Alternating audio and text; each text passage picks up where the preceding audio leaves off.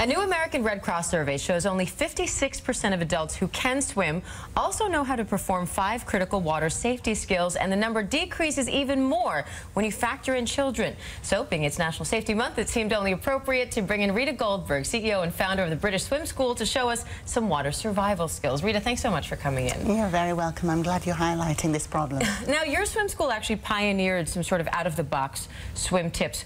Why did you go about doing that, and how did you go about doing it? Oh my goodness, it's a long time ago, but we realized, I taught basically in England before I actually emigrated to America. And in England we didn't start swimming lessons technically until about the age of 4 to 5. And it was great, you know, we taught them to swim and in the normal way, but we were having accident, you know, the world was getting much more open to people. You could go out on more vacations, there were more pools, and of course there were more drownings, and it got younger and younger. And I thought, well, if we're teaching 4-year-olds, why should we not teach 3-year-olds? And we did, and it was quite successful. And then when we started to go to the under 3s, we realized we couldn't do it in the same way. Children under 3 cannot come up for air if they're swimming forward. Their head weight, body weight's out of balance. So I started to play with it and to work on it.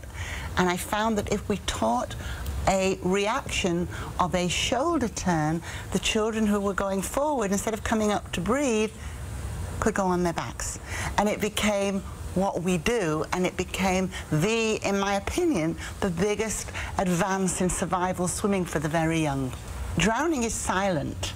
Children fall in, or even adults, and go onto their faces. Right, even with adults. I spoke to a lifeguard about this the other day, and they were saying that people imagine drowning to be this, you flap around, you make big splashes, you scream, and it's actually you just very slowly sink under the water. Yes. So what that lifeguard was saying is, looking out of all the people splashing around, I look for the people who are silent. Yes, he's very smart, and it's not very well known. You're absolutely right. And especially with the child, because the child, you know, an adult knows what's happening to them. The child doesn't. And if it hasn't got this ability to roll over and float, it just literally is sucking in water and sucking in water and cannot make itself heard at all. And of course that then makes it even more necessary to be so vigilant in terms of watching your children. And I know you designed what you call here the Water Watcher. Now, this just looks like a little piece of plastic, but you say this actually can save lives. Explain how. Without doubt. Well, as we said, drowning is very often silent, and the biggest number of drownings tend to happen around pools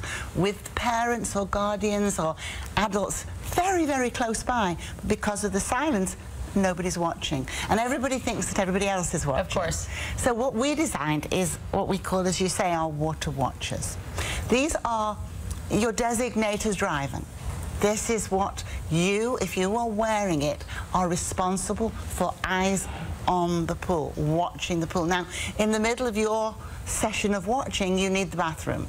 You hand this over to the next person. It's a responsibility badge, so that nobody thinks that somebody else is watching. Everybody knows I'm the one who's watching, or so-and-so is watching, and next it'll be my turn. And it's so important, because I think we could cut the drownings enormously by having a water watcher. And so what are your top 5 safety tips for parents, you know, of adults and children this season?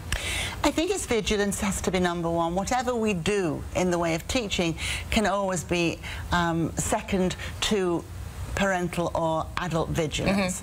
The next, in my opinion, is to take very, very young, whether you're an adult, you know, get started, or a mom or dad, get started with your child very young. It not just teaches the child, it teaches you as a parent. Of course. We have rules, and we have a pledge on the British Swim School website for people to take, which is an awareness. Don't leave the pool area. Don't put toys, big toys, around the pool. Be very aware of safety. Put alarms on your doors, fences. If you're a teenager, obey the rules. You know, don't dive into a pool. The number of terrible neck injuries for diving into unknown water, when jumping, if the worst happens, would break a leg. But of course accidents do happen. So I know you brought these mannequins in to show us a few tips of how to get yourself and your children out of trouble if you do find yourself there. Right. Well, show us a little bit of that. It's not so much out of trouble, but the things that we want to do is get you used to getting your child wet and under the water. And one of the things that we do when a child falls into water, it goes down, but it always comes up. Every adult, child, or anyone in water is full of air. Okay. So they at come first up. You're going to float. Absolutely. But what happens next is the problem. It goes like this. And then you've got the child or an adult who is taking in water. Right. And because of the weight of what they're taking in and the silence of it, yes. So what we do when that child goes into water and comes up, we teach a muscle or a reaction where the child turns its shoulder and goes onto its back. Okay. It looks very simple, and it isn't. It's a form of teaching which is skilled. It's done by our staff who are highly trained to do this. But we know that when we're teaching through the parent, these are the things the parent can do in the holiday time, in the vacation time, or take the child as well. And sort of review, that kind of thing. Just practice. And it really isn't that difficult. And the children, if you start young enough, are extremely open to it. You know, babies don't have fear. And that's the time to start. All right. Well, Rita, thank you so much. Those are such great tips. For more information on the British Swim School, you can head to our website, cbsnewyork.com. We'll be right back.